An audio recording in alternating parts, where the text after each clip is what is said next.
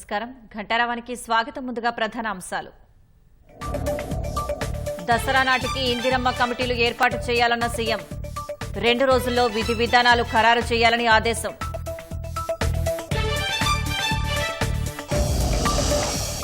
$700 మంది ఇరిగేషన్ ఏఈలకు నేడు నియామక పత్రాలు. హైదరాబాద్ జలసౌధ వేదికగా అందించనున్న సీఎం రేవంత్ రెడ్డి. మూసీ నది ప్రక్షాళనలో జోరు పెంచిన అధికారులు. నిర్వాసితుల గుర్తింపునకు క్షేత్రస్థాయిలో రీసర్వే.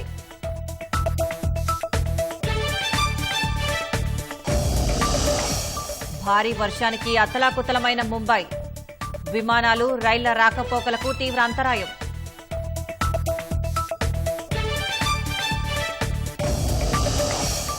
బెంగళూరులో మహిళను ముక్కలుగా నరికిన నిందితుడి ఆత్మహత్య. ఒడిశా భద్రక్ జిల్లాలో చెట్టుకు ఉరేసుకున్న రంజన్ రాయ్.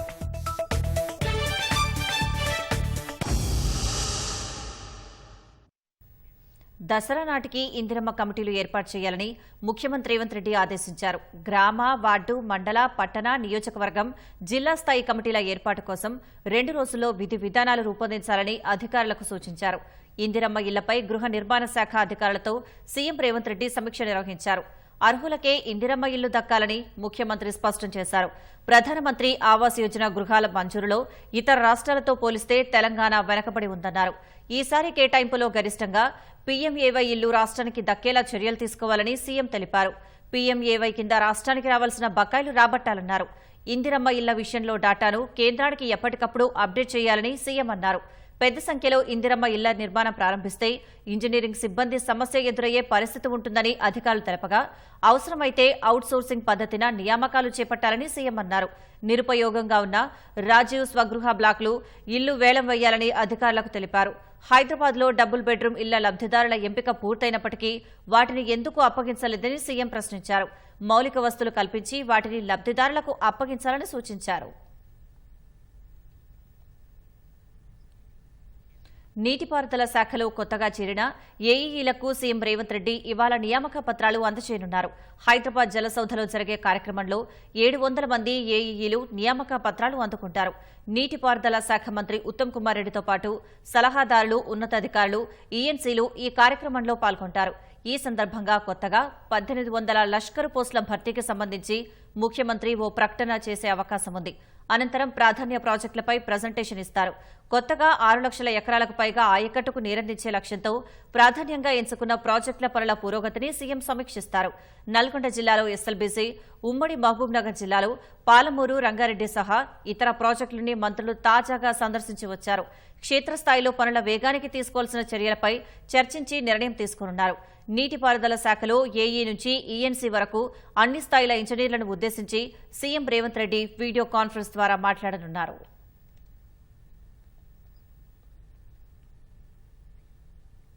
బీసీ కులగణన కోసం వెంటనే కార్యాచరణ ప్రారంభించి వేగంగా పూర్తి చేయాలని బీసీ కమిషన్ చైర్మన్ సభ్యులను ముఖ్యమంత్రి రేవంత్ రెడ్డి కోరారు. బీసీ కమిషన్ చైర్మన్ నిరంజన్ సభ్యులు సచివాలయంలో సీఎంను కలిశారు. రాష్ట్రంలో బీసీ కులగణనను అనుసరించాల్సిన విధి విధానాలపై ముఖ్యమంత్రితో కమిషన్ చైర్మన్ సభ్యులు చర్చించారు. బీసీ కులగణన ప్రక్రియ చేపట్టేందుకు అవసరమైన చర్యలపై సమగ్ర అధ్యయనం చేయాలని సీఎం సూచించారు. అవసరమైతే ఇతర రాష్ట్రాలకు వెళ్లి అక్కడి విధానాలను పరిశీలించాలని తెలిపారు. బీసీ కులగణన వీలైనంత త్వరగా పూర్తి చేసేందుకు ప్రభుత్వం తరపున అన్ని విధాలుగా సహకరిస్తామని సీఎం రేవంత్ రెడ్డి హామీ ఇచ్చారు. బీసీల కుల గణన జరిగే వరకు రాష్ట్రంలో స్థానిక సంస్థల ఎన్నికలు జరగవని పీసీసీ అధ్యక్షుడు మహేష్ కుమార్ గౌడ్ స్పష్టం చేశారు. బీసీ కులగణనపై హైదరాబాద్ బేగంపేటలో నిర్వహించిన రాష్ట్ర స్థాయి సదస్సుకు హాజరైన మహేష్ కుమార్ గౌడ్ కామారెడ్డి డిక్లరేషన్ కు ప్రభుత్వం కట్టుబడి ఉందని వెల్లడించారు. బీసీల కులగణన కాంగ్రెస్ పార్టీ పేటెంట్ రైట్ గా అభివర్ణించిన పీసీసీ అధినేత ఈ అంశాన్ని రాహుల్ గాంధీ మినహా ఎవరూ ఎత్తుకోలేదని వివరించారు. కార్యక్రమానికి కాంగ్రెస్ సీనియర్ నేత విహెచ్, బీసీ వెల్ఫేర్ అసోసియేషన్ జాతీయ అధ్యక్షుడు జాజుల శ్రీనివాస్, ఇతర బీసీ సంఘాల నేతలు హాజరయ్యారు. మేము ఎన్నికలకు ముందు కూడా అధ్యయనం చేశాం. 2015లో కర్ణాటకలో కాస్ట్ సెన్స్ అయింది. 2023లో బీసీల ఆశాజ్యోతి నితీష్ కుమార్ గారు బీహార్లో కులగణన చేసినారు. కేంద్ర ప్రభుత్వం మాత్రం దీంట్లో ముందుకు రావట్లేదు. కానీ తెలంగాణలో కులగణన చేయాలి అనేటువంటి తలంపు ఇది రాహుల్ గాంధీ గారి ఆలోచన కాబట్టి రేవంత్ రెడ్డి గారు మేమందరం కూడా అనుకుని ఎన్నికలకు ముందే నిర్ణయం చేయడం జరిగింది. దాంట్లో భాగంగానే ఫిబ్రవరిలో బిల్లు పెట్టడం జరిగింది. ఆ బిల్లుకు అనుగుణంగానే కులగణన జరిగింది. ఎన్నికలు జరగవు ఈ రాష్ట్రంలో, కొంత సమయం పట్టొచ్చు. నేను నిన్ననే పొన్నం ప్రభాకర్ గారితో, కమిషన్ నిరంజన్ గారితో, వెంకటేశం గారితో అందరితో మాట్లాడాను. నాకు తెలిసి ఒక 4-5 రోజుల్లో విధి విధానాలు ఖరారై ఈ చర్య ముందుకు పోతుంది. మూసీ ప్రక్షాళనలో భాగంగా నదీ గర్భంలో నిర్మాణాలను తొలగించడానికి అధికారులు రంగంలోకి దిగారు. అర్హులైన నిర్వాసితులకు 2 పడక గదుల ఇళ్లను కేటాయించేందుకు మరోసారి రీసర్వే చేస్తున్నారు. యజమానుల నుంచి ఇంటి పత్రాలు, ఆధార్ సహా ఇతర ముఖ్య వివరాలను సేకరిస్తున్నారు. ఆ వివరాల ఆధారంగా నిర్వాసితులకు 2 పడక గదుల ఇళ్లు పరిహారం ఇవ్వనున్నారు. ఆ తర్వాతే నిర్మాణాలను కూల్చివేస్తామని ప్రభుత్వం స్పష్టం చేసింది. రాష్ట్ర ప్రభుత్వం ప్రతిష్టాత్మకంగా చేపట్టిన మూసీ నది ప్రక్షాళనలో కీలక అడుగుపడింది. నది అభివృద్దిలో భాగంగా నివాసాలు కోల్పోయే వారికి పునరావాసం కల్పించేందుకు Musi river front development corporation ద్వారా ప్రత్యేక కార్యాచరణ సిద్దం చేశారు. మూసీ పరివాహక ప్రాంతంలో ప్రైవేటు వ్యక్తులకు సంబంధించి 1600 నిర్మాణాలు ఉన్నట్లు సర్వేలో గుర్తించారు. బఫర్ జోన్, నదీ గర్భంలో నివాసాలు ఏర్పాటు చేసుకుని కొంతమంది నిరుపేదలు ఏళ్ల తరబడి జీవిస్తున్నారు. నది ఒడ్డున చిన్న చిన్న వ్యాపారాలు చేస్తూ కుటుంబాల్ని పోషించుకుంటున్నారు. ఆ నిర్మాణాల్ని తొలగించే ముందు వారందరికీ పునరావాసం కల్పించేందుకు దాదాపు 15,000 2 పడక గదుల ఇళ్లను కేటాయించాలని రాష్ట్ర ప్రభుత్వం నిర్ణయించింది. ఈ మేరకు రంగారెడ్డి, హైదరాబాద్, మేడ్చల్ జిల్లా కలెక్టర్లకు ముఖ్యమంత్రి రేవంత్ రెడ్డి ఆదేశాలు జారీ చేశారు.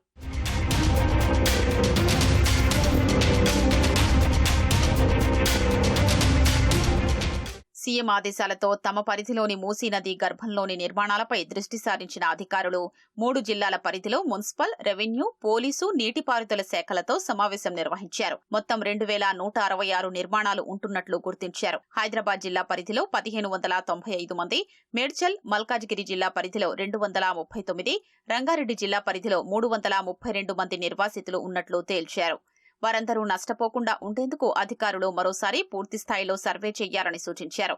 రంగారెడ్డి జిల్లా కలెక్టర్ ఆదేశాలతో 4 బృందాలు గండిపేట, రాజేంద్రనగర్ పరిధిలోని మూసీలో సర్వే నిర్వహించారు. హైదరాబాద్ కలెక్టర్ ఆదేశాలతో 16 బృందాలు రంగంలోకి దిగాయి. ఇంటి యజమానికి సంబంధించిన ఆధార్ కార్డు, దస్తావేజులు, కరెంటు బిల్స్, అనుమతులకు సంబంధించిన ఇతర కాగితాల్ని పరిశీలిస్తున్నారు. అధికారుల వద్ద గతంలో ప్రాథమికంగా యాప్లో నమోదు చేసిన వివరాలతో సరిపోలుస్తూ అదనపు వివరాల్ని తీసుకుంటున్నారు. ప్రస్తుతం ఉన్న ఇళ్లకు వరద ముంపు ఉంటుందని, నివాసానికి అనువుగా ఉండదని యజమానులకు అధికారులు వివరిస్తున్నారు. మూసీ నదిలో నిర్మించుకున్న ఇళ్ల స్థానంలో 2 పడక గదుల ఇళ్లు ఇస్తామని, ఖాళీ చేయించే సమయంలో రవాణా ఖర్చు కూడా ప్రభుత్వం భరిస్తుందని నిర్వాసితులకు చెబుతున్నారు. అలాగే వాణిజ్యపరంగా కూడా ఎలాంటి నిర్మాణాలు ఉన్నాయి, వాటికి సంబంధించిన ఆధారాల్ని కూడా అధికారులు సేకరిస్తున్నారు. మనకి ఈరోజు రాజేంద్ర నగర్ డివిజన్లో మనం ఇక్కడనే సర్వే స్టార్ట్ చేస్తున్నాము. తో రివర్ బెడ్లో ఉన్న స్ట్రక్చర్స్కి, అది రెసిడెన్షియల్ ఉండొచ్చు, కమర్షియల్ ఉండొచ్చు, ఈ రోజు నుంచి సర్వే స్టార్ట్ చేస్తున్నాము. ఇంతకుముందు మన టీం వాళ్ళే ప్రిలిమినరీ కలెక్ట్ చేశారు. తో అది కరెక్టా, ఎవరికి పేరు మీద ఉంది, ప్రాపర్టీ ట్యాక్స్ అసెస్మెంట్ ఆర్ ఇంటి ఇది ఎలక్ట్రిసిటీ కనెక్షన్ ఎవరికి పేరు మీద ఉంది, అవి డీటెయిల్స్ కలెక్ట్ చేసి అది సబ్మిట్ చేస్తాం గవర్నమెంట్కి, ఆధార్ కార్డ్ డీటెయిల్స్తో పాటు. సో అందులో మనం లోకల్ వాళ్ళకి కూడా చెప్తున్నాము, వాళ్ళే కరెక్ట్ డీటెయిల్స్ మనకు ఇస్తే మనకు రేపు కూడా సపోర్ట్ అవుతుంది అది ప్రాపర్గా అలాట్మెంట్ చేయడానికి. అది మనం స్టార్ట్ చేసాము ఈరోజు. ప్రిలిమినరీ టైంకి మనకి ఒక యాప్లో చేసాం, కానీ అది కరెక్ట్గా డీటెయిల్స్ ఇవ్వలేకపోయాము ఆ టైంకి. ఇప్పుడు ప్రాపర్ డాక్యుమెంట్స్తో పాటు కలెక్ట్ చేస్తున్నాము, సో దట్ ఏదైనా తప్పు రాకుండా మనకి నేమ్తో సహా ఏజ్, ఆధార్ నెంబర్ అంతా కరెక్ట్ ఉండాలి. అది చేస్తున్నాము. డీటెయిల్స్ కలెక్ట్ చేసినాక మనకు తెలుస్తుంది ఎంతమంది ఉన్నారు, ఎన్ని ఫ్యామిలీస్ ఉన్నాయి, ఎన్ని స్ట్రక్చర్స్ ఉన్నాయి. ఆ పరంగా మనం డబుల్ బెడ్రూమ్కి ప్లానింగ్ చేస్తాం. అందుకే ఇదే సర్వే నడుస్తుంది మనకి.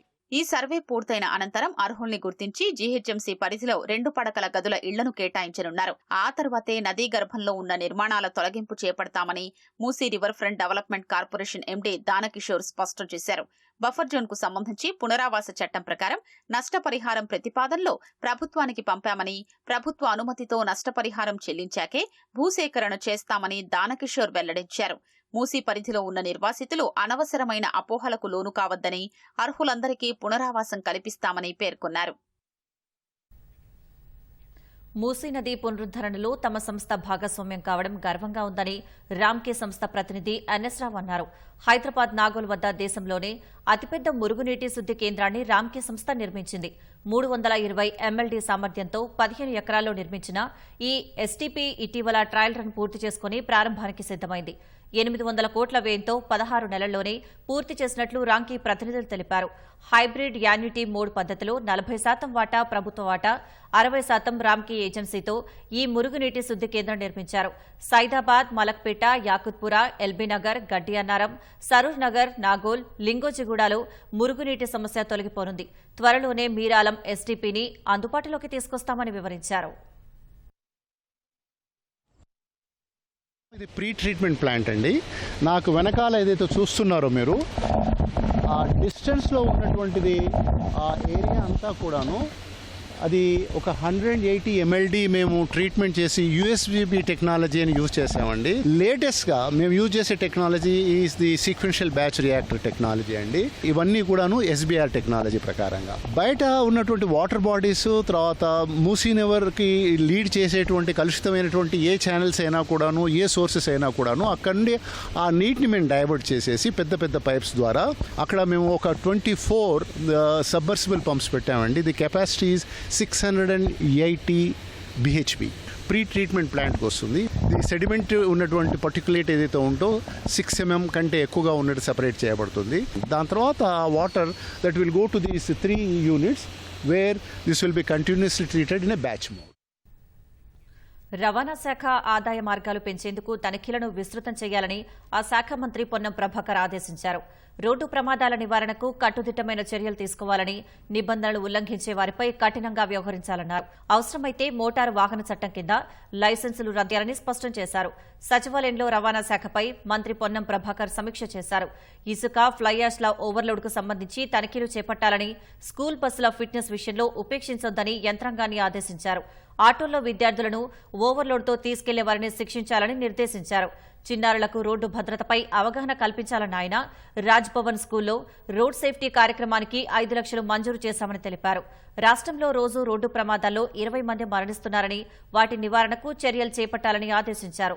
ప్రైవేటు ఇళ్లలో సాగుతున్న రవాణా శాఖ కార్యాలయాలకు త్వరలో పక్కా భవనాలు కట్టిస్తామని, అందుకు స్థలాలు గుర్తించేందుకు కలెక్టర్లకు లేఖలు రాయాలని అధికారులకు సూచించారు. ప్రముఖ వాణిజ్య సంస్థ గోద్రేజ్ అగ్రోవెట్ రాష్ట్ర ప్రభుత్వంతో కుదుర్చుకున్న ఒప్పందం మేరకు 15,000 ఎకరాల్లో ఆయిల్ పామ్ సాగు చేసేందుకు చర్యలు చేపట్టాలని వ్యవసాయ శాఖ మంత్రి తుమ్మల నాగేశ్వరరావు ఆ సంస్థ ప్రతినిధులను ఆదేశించారు. ఆయిల్ పామ్ శుద్ది కర్మాగారం నిర్మాణ పనులు వేగవంతం చేయాలని సూచించారు. సచివాలయంలో Godrej Industries Group president Rakesh Swamy, Godrej Agrovet Limited MD Balaram Singh Yadav, oil palm CEO Saugata Niyogi మంత్రి తుమ్మలతో భేటీ అయ్యారు. కంపెనీ సాధించిన లక్ష్యాలు, ప్రగతిని మంత్రికి వివరించారు. ప్రస్తుత ఆర్థిక ఏడాదిలో కంపెనీకి 9,000 ఎకరాల సాగు లక్ష్యాన్ని కేటాయించగా ఇప్పటి వరకు 1,800 ఎకరాల్లో మొక్కలు నాటినట్లు వివరించారు. 8 లక్షల ఆయిల్ పామ్ మొక్కలు సాగు విస్తీర్ణకు తమ వద్ద ఉన్నాయని పేర్కొన్నారు. ఖమ్మం జిల్లా కొనిచెర్ల మండలం గుబ్బగుర్తి పామాయిల్ మిల్లు, శుద్ది, oil palm nursery, value addition సెంటర్లను 271 కోట్లతో నిర్మిస్తున్నామన్నారు. Seed garden, testing centre, oil palm రకాల జీన్ మ్యాపింగ్ కేంద్రం ఏర్పాటుకు సుమారు 200 కోట్ల రూపాయలతో ప్రతిపాదనలు సిద్దం చేశామన్నారు. అందుకోసం గోద్రేజ్ సంస్థకు 180 ఎకరాలు అవసరం కాక 114 ఎకరాలు అప్పగించారని, మిగిలిన 66 ఎకరాలు త్వరగా కేటాయించాలని మంత్రి కోరారు. ఒప్పందం మేరకు అన్ని పనులు త్వరగా పూర్తి చేయాలని కంపెనీ ప్రతినిధులకు మంత్రి తుమ్మల నిర్దేశించారు.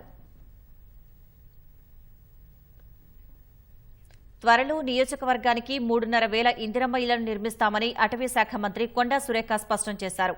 సిద్దిపేట జిల్లా కలెక్టరేట్లో అభివృద్ది, సంక్షేమ పథకాలపై మంత్రి కొండా సురేఖ అధ్యక్షతన జరిగిన సమావేశంలో ఎంపీ రఘునందన్ రావు, మాజీ మంత్రి హరీష్ రావు, ఇతర ప్రజాప్రతినిధులు పాల్గొన్నారు. మల్లన్న సాగర్ భూ నిర్వాసితులకు చేపలు పట్టుకునే అవకాశం కల్పించాలని మెదక్ ఎంపీ రఘునందన్ కోరగా స్పందించిన మంత్రి మత్స్య సొసైటీలో సభ్యత్వం కల్పిస్తామని హామీ ఇచ్చారు. ఏ ప్రభుత్వ శాఖలోనైనా అధికారులు తప్పులు చేస్తే తక్షణం చర్యలు తీసుకోవాలని కలెక్టర్ను మంత్రి కొండా సురేఖ ఆదేశించారు. రుణమాఫీ కాని రైతులకు ఎప్పటిలోగా పూర్తి చేస్తారని ప్రశ్నించిన మాజీ మంత్రి హరీష్ రావు విధి విధానాలను మార్చాలని మంత్రిని కోరారు. PM కిసాన్ 2018-19లో స్టార్ట్ అయినప్పుడు దాదాపు 1,80,000 రైతులుంటే ఇవాళ 90,000 తగ్గింది. రైతు బంధు విషయంలోనేమో పెరిగింది, PM కిసాన్ విషయంలో సగానికి సగం తగ్గింది. గ్రామాల్లో మేము ఎమ్మెల్యేలుగా చూసినప్పుడు 30 నుంచి 40% మంది 2 లక్షల లోపు రుణం ఉండి కాని వాళ్ళు ఉన్నారు. కూడా 30 నుంచి 40% మందికి కాలేదు. కుంభాల సిద్ధారెడ్డి అని ఇబ్రాహీంపూర్ గ్రామం నా నియోజకవర్గం. ఆయన వయసు 51 సంవత్సరాలు. ఆయనకు పెళ్లి కాలేదు, నీ భార్య ఆధార్ కార్డు తీసుకురా అంటున్నారు. నాకు పెళ్లే కాలేదు అని ఆయన. ఇవి కూడా ఒకసారి గైడ్ లైన్స్ సవరింపజేయడానికి మీరు రాష్ట్ర స్థాయిలో మాట్లాడాలని మా విజ్ఞప్తి. హౌసింగ్ విషయంలో కూడా ఒక్కొక్క నియోజకవర్గానికి 3,500 ఇళ్లను కూడా శాంక్షన్ జీవో ఇవ్వడం జరిగింది. కానీ ఇంకా గైడ్ లైన్స్ అయినాక తప్పనిసరిగా ఆ హౌసింగ్ ప్రోగ్రామ్ ను కూడా ఇంప్లిమెంటేషన్ చేయడం జరుగుతుంది. ఫ్యామిలీ స్మార్ట్ కార్డ్ అనే పేరుతోటి మన అన్ని కూడా అందులోనే ఉంటాయి. పెన్షన్, రేషన్, హెల్త్, గవర్నమెంట్ నుంచి ఏది వస్తుందో అవన్నీ కూడా ఒక్క కార్డే ఆ ఫ్యామిలీకి అన్నిటికీ కూడా యూజ్ అయ్యే విధంగా మరి ప్రభుత్వం ఆ కార్డును కూడా తయారు చేయించబోతా ఉంది. ప్రతి ఒక్క మనిషి ఆరోగ్యాన్ని కూడా పరీక్షించి ఆ హెల్త్ ప్రొఫైల్ ను కూడా అందులో ఇంక్లూడ్ చేస్తే ఇప్పుడు ఏ హాస్పిటల్కి వెళ్ళినా కూడా ఆ కార్డు పెట్టేస్తే ఆ పేషెంట్ అంతకుముందు ఎక్కడ అటెండ్ అయ్యాడు, ఏం ట్రీట్మెంట్ తీసుకున్నాడు, ఏం మెడిసిన్స్ వాడుతున్నాడు, ఆయనకున్న ప్రాబ్లం ఏంటిది అనేది కూడా రెక్టిఫై అవుతుంది.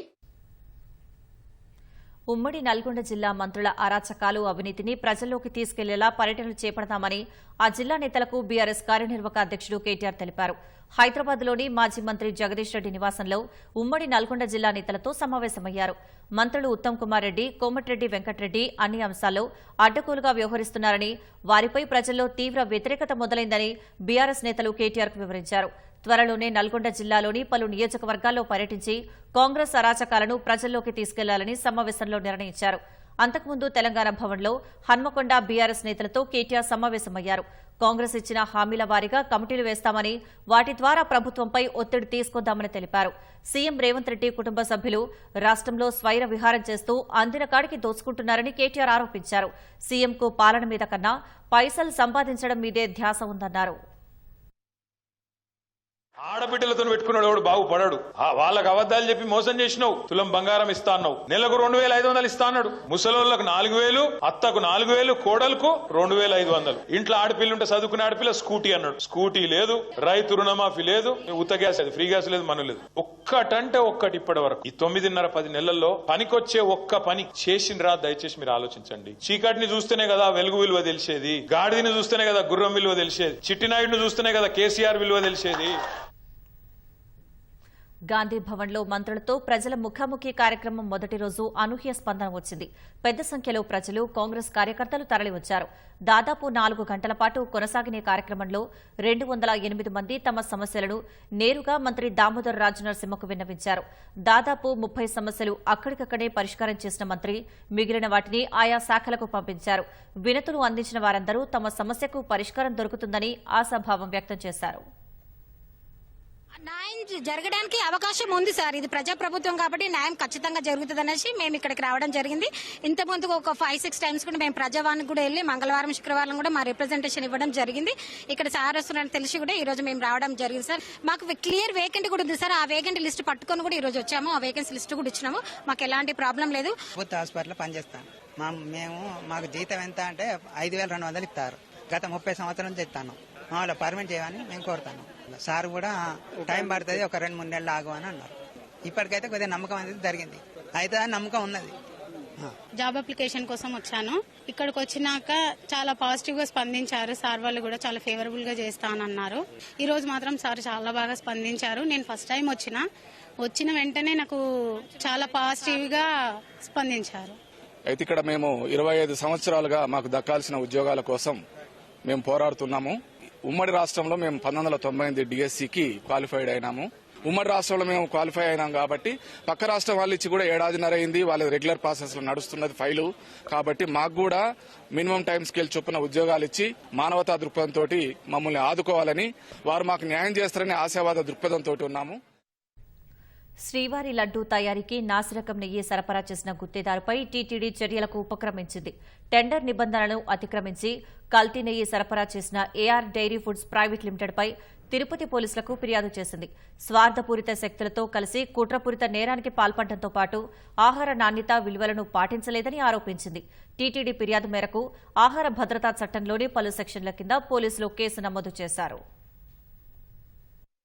తిరుమల శ్రీవారి ప్రసాదాల తయారీకి అపవిత్ర పదార్థాలతో కల్తీ చేసిన నెయ్యి సరఫరా చేసిన తమిళనాడు దిండిగల్కు చెందిన యార్ డైరీ ఫుడ్స్ ప్రైవేట్ లిమిటెడ్ పై టీటీడీ ప్రొక్యూర్మెంట్ విభాగం జనరల్ మేనేజర్ మురళీకృష్ణ తిరుపతి తూర్పు పోలీసులకు ఫిర్యాదు చేశారు. ఆ సంస్థ సరఫరా చేసిన నెయ్యిలో అపవిత్ర పదార్థాలు కలిసినట్టు గుజరాత్ ఆనంద్లోని నేషనల్ డైరీ డెవలప్మెంట్ బోర్డు కాఫ్ ల్యాబ్ నిర్ధారించిందని తెలిపారు. వివిధ గుత్తేదారు సంస్థలు టీటీడీకి సరఫరా చేస్తున్న నెయ్యిలో నాణ్యత లోపిస్తోందని గుర్తించి ముందే హెచ్చరించామన్నారు. మిగతా గుత్తేదారు సంస్థలు తీరు మార్చుకుని నాణ్యత మెరుగుపరిచాయని, కానీ యార్ డైరీ ఫుడ్స్ లో మాత్రం మార్పు రాలేదన్నారు. యార్ డైరీ ఫుడ్స్ ఈ ఏడాది జూన్ 12, 20, 25, జులై 4వ తేదీల్లో ఒక్కొక్కటి చొప్పున మొత్తం 4 ట్యాంకర్ల నెయ్యి సరఫరా చేసిందన్నారు. ఆ నెయ్యిని వినియోగించిన తర్వాత అనుమానం వచ్చి హెచ్చరించినట్టు మురళీకృష్ణ చెప్పారు. ఆ తర్వాత కూడా సదరు సంస్థ జులై 6న 2, 12న 2 చొప్పున మొత్తం 4 ట్యాంకర్ల నెయ్యి సరఫరా చేసిందన్నారు. అప్పటికే ఆ సంస్థ సరఫరా చేసిన నెయ్యి నాణ్యతపై అనుమానాలుండటంతో ఆ ట్యాంకర్ల నుంచి నమూనాలు తీసి ఎన్డీడీబీ ల్యాబ్ కు పంపినట్టు ఫిర్యాదులో పేర్కొన్నారు. జులై 16, 23 తేదీల్లో ల్యాబ్ నివేదికలు వచ్చాయన్నారు. టీటీడీ మొదటిసారి బయటి ల్యాబులకు నెయ్యి నమూనాలు పంపిందని మురళీకృష్ణ తెలిపారు. ఎన్డీడీబీకి పంపిన అన్ని నమూనాల్లోనూ అపవిత్ర పదార్థాలు కలిశాయని, తీవ్ర స్థాయిలో కల్తీ జరిగిందని తేలిందని మురళీకృష్ణ తెలిపారు. యార్ ఫుడ్స్ నిబంధనల మేరకు నాణ్యమైన నెయ్యి సరఫరా చేస్తుందని విశ్వసించినట్టు తెలిపారు. కానీ అందుకు భిన్నంగా వ్యవహరించినట్టు పరీక్షల్లో తేలిందన్నారు. కల్తీ నెయ్యి సరఫరా చేసిందని తేలడంతో యార్ డైరీ ఫుడ్స్ కు జులై 22, 23, 27 తేదీల్లో నోటీసులు జారీ చేశామన్నారు. 28న రీజాయిండర్ నోటీస్ పంపినట్టు తెలిపారు. తాము కల్తీ నెయ్యి సరఫరా చేయలేదని, జులై 28న సెప్టెంబర్ 4న ఆ సంస్థ వివరణ ఇచ్చిందని మురళీకృష్ణ చెప్పారు. టీటీడీని, కోట్ల మంది శ్రీవారి భక్తుల విశ్వాసాన్ని యార్ డైరీ ఫుడ్స్ దెబ్బతీసిందన్నారు. కల్తీ నెయ్యి సరఫరా చేయడాన్ని తీవ్రమైన నేరపూరిత కుట్రగా అభివర్ణించారు. కొందరు స్వార్థ శక్తులతో కలిసి ఈ కుట్రకు తెరతీసిందన్నారు. సమగ్ర దర్యాప్తు చేసి దోషుల్ని బయటపెట్టాలని కోరారు. టీటీడీ ఫిర్యాదు మేరకు యార్ డైరీ ఫుడ్స్ పై ఆహార భద్రతా చట్టంలోని 51, 59 సెక్షన్లతో పాటు భారతీయ న్యాయ సంహితలోని పలు సెక్షన్ల కింద పోలీసులు కేసులు నమోదు చేశారు. తిరుమలకు 1500 కిలోమీటర్ల పరిధిలోని సంస్థల నుంచి 10 లక్షల కిలోల నెయ్యి సరఫరాకు 2024 మార్చి 12న టెండర్లు పిలిచినట్లు మురళీకృష్ణ వెల్లడించారు. కిలోకు 319.80 రూపాయల ధర కోట్ చేసిన యార్ ఫుడ్స్ కు 2024 మే 8న టెండర్ ఖరారైందన్నారు. మే 15న సప్లై ఆర్డర్ ఇచ్చినట్టు చెప్పారు. ఆ ధరకు నెయ్యి సరఫరా చేయడం గిట్టుబాటు కానప్పటికీ ఆ సంస్థ ముందుకొచ్చిందని మురళీకృష్ణ తన ఫిర్యాదులో పేర్కొన్నారు. హైదరాబాద్లోని గాంధీ ఆసుపత్రిలో 2 రోజుల శిశువు కిడ్నాప్ కేసును పోలీసులు కొద్ది గంటల్లోనే ఛేదించారు. నల్గొండ జిల్లా మోత్కూరు గ్రామానికి చెందిన సుభాన్ షహీనా దంపతులకు 2 ఆడపిల్లలు. బాబు కోసమని మరలా గర్భం దాల్చిన షహీనాకు నొప్పులు రావడంతో ఈ నెల 24న గాంధీ ఆసుపత్రిలోని మాతా శిశు సంక్షేమ కేంద్రంలో చేర్పించారు. అదే రోజు ఉదయం 10:30కు మగ శిశువుకు జన్మనిచ్చింది. మరుసటి రోజు షహీనాకు కొన్ని టెస్టులు చేయాల్సి ఉండడంతో బాబును ఒంటరిగా వదిలేసి వెళ్లింది. తిరిగి వచ్చి చూసేటప్పటికీ బాబు కనిపించకపోవడంతో ఆసుపత్రి వర్గాల సాయంతో అవుట్ పోస్టులో ఫిర్యాదు చేశారు. సీసీ కెమెరాల ఫుటేజీని పరిశీలించిన పోలీసులు బీహార్కు చెందిన పూజాదేవి అపహరించినట్లు గమనించారు. ఫోటో ఆధారంగా విచారించిన పోలీసులు నాచారంలో ఆమె ఉండే ఇంటికెళ్లి అదుపులోకి తీసుకున్నారు. చిన్నారిని సురక్షితంగా గాంధీ ఆసుపత్రిలోని తల్లిదండ్రులకు అప్పగించారు. చాకచక్యంగా వ్యవహరించిన పోలీసులను ఉన్నతాధికారులు అభినందించారు. భారీ వర్షాలకు ముంబైలో జనజీవనం స్తంభించింది. ముంబై సహా శివారు ప్రాంతాల్లోని అనేక లోతట్టు ప్రాంతాలు నీట మునిగాయి. రహదారులపై భారీగా వరద నీరు చేరడంతో ప్రజలు ఇబ్బందులు పడ్డారు. రైలు ట్రాక్లపై నీరు నిలవడంతో రైళ్ల రాకపోకలకు అంతరాయం కలిగింది. పలు విమానాలు రద్దు కాగా మరికొన్నింటిని దారి మళ్లించారు. భారీ నుంచి అతి భారీ వర్ష సూచనతో మహారాష్ట్ర ప్రభుత్వం విద్యాసంస్థలకు సెలవు ప్రకటించింది. దేశ ఆర్థిక రాజధాని ముంబైని భారీ వర్షాలు ముంచెత్తాయి. ముంబై శివారు ప్రాంతాల్లోని లోతట్టు ప్రాంతాలు జల దిగ్బంధంలో చిక్కుకున్నాయి. ముంబై సహా పరిసర జిల్లాలకు వాతావరణ శాఖ ఆరెంజ్ నుంచి రెడ్ అలర్ట్ జారీ చేసింది. ముంబై, పూణే, ఠాణే, రాయ్గఢ్, రత్నగిరి, పాల్ఘర్ జిల్లాల్లో ఈదురుగాలులు, మెరుపులతో భారీ నుంచి అతి భారీ వర్షాలు కురుస్తాయని వాతావరణ శాఖ అప్రమత్తం చేసింది. మున్సిపల్ అధికారులు, ఎగ్జిక్యూటివ్ ఇంజనీర్లు వార్డు కంట్రోల్ రూముల్లో రాత్రంతా అందుబాటులో ఉండాలని సింధే ప్రభుత్వం ఆదేశించింది. వర్షం నీరు పట్టాలపైకి చేరడంతో రైళ్ల రాకపోకలు నిలిచిపోయాయి. వేలాది మంది ప్రయాణికులు రైళ్లలో చిక్కుకుపోయారని, అందరూ జాగ్రత్తగా ఉండాలని సెంట్రల్ రైల్వే సూచించింది. ప్రయాణికులు సహకరించాలని కోరింది. కుర్లా, చెంబూర్, ములుండ్, విక్రోలి, బ్రీచ్ క్యాండీ సహా చాలా ప్రాంతాల్లోని రహదారులపై భారీగా వరద నీరు నిలవడంతో ట్రాఫిక్ కు తీవ్ర అంతరాయం ఏర్పడింది. ప్రజలు నడుములోతు నీటిలో రాకపోకలు సాగించారు.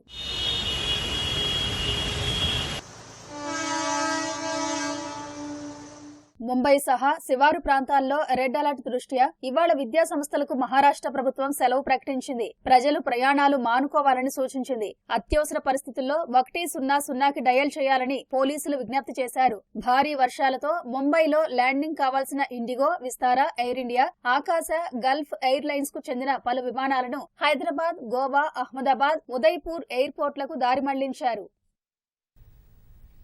బెంగళూరులో మహాలక్ష్మి అనే వివాహితను హత్య చేసి ఆమె శరీర భాగాలను ఫ్రిడ్జ్లో దాచిన కేసులో ప్రధాన నిందితుడు ముక్తిరంజన్ రాయ్ ఆత్మహత్య చేసుకున్నాడు. ఒడిశా భద్రక్ జిల్లాలో చెట్టుకు ఉరివేసుకున్నట్లు పోలీసులు చెప్పారు. మృతురాలికి ముగ్గురు ముఖ్యమైన స్నేహితుల్లో ఒకడైన ముక్తిరంజన్ ప్రధాన నిందితుడు. మహాలక్ష్మి, ముక్తిరంజన్ ఒకే మాల్లో పనిచేసేవారు. ఆమె మరొకరితో సన్నిహితంగా ఉండడాన్ని సహించలేక హత్య చేసినట్లు పోలీసులు అనుమానిస్తున్నారు. 2 వారాల క్రితం హత్య జరిగినట్లు భావిస్తున్నారు. ఇంటి నుంచి దుర్వాసన రావడంతో యజమాని ఇచ్చిన సమాచారం ఆధారంగా ఈ హత్యోదంతం వెలుగులోకి వచ్చింది. అయితే ఉత్తరాఖండ్కు చెందిన అష్రఫ్ అనే వ్యక్తి తన భార్యను హత్య చేసి ఉండొచ్చని మృతురాలి భర్త అనుమానం వ్యక్తం చేశాడు. అష్రఫ్తో వివాహేతర సంబంధం ఉండడంతోనే తామిద్దరం కలిసి ఉండట్లేదని చెప్పాడు.